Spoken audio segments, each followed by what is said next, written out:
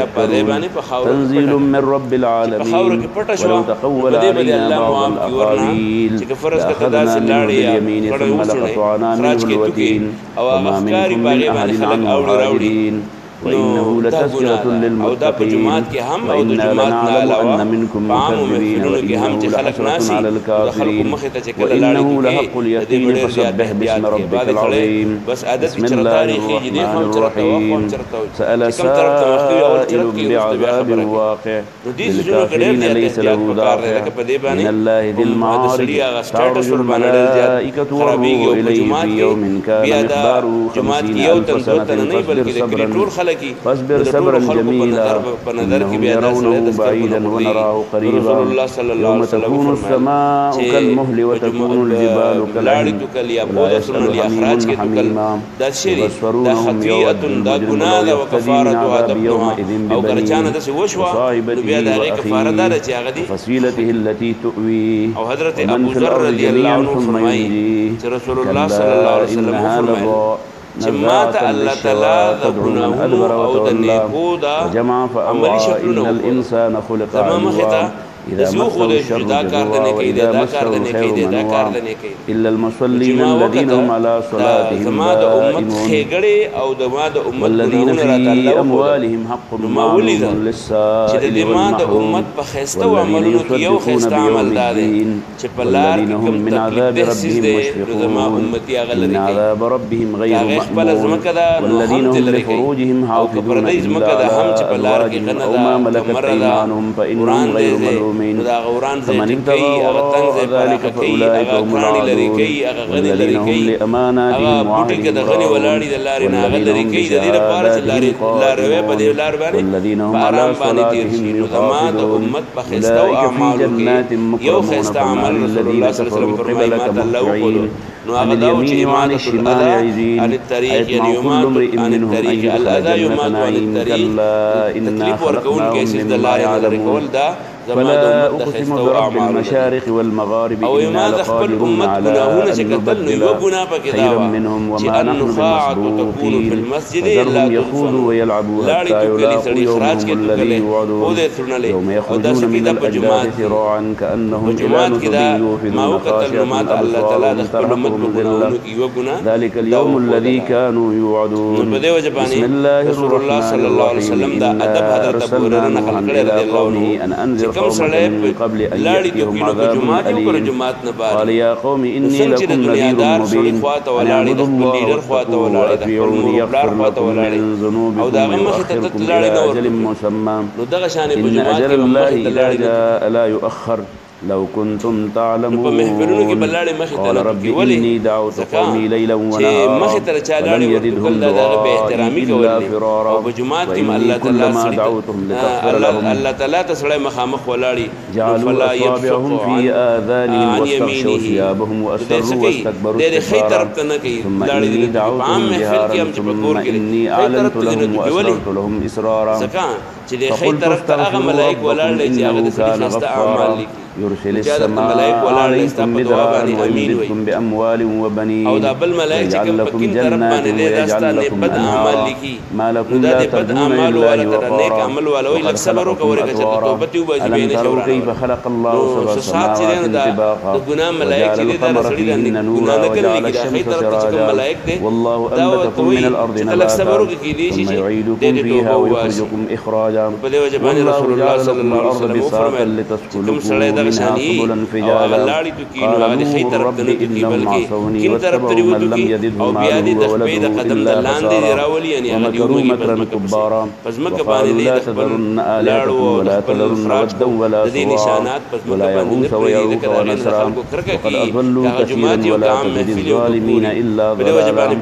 مما خطيئاتهم أغرقوا فأدخلوا نارا ولم يجدوا لهم من دون الله أنصارا وقال نوح رب لا تذر على الأرض من الكافرين ديارا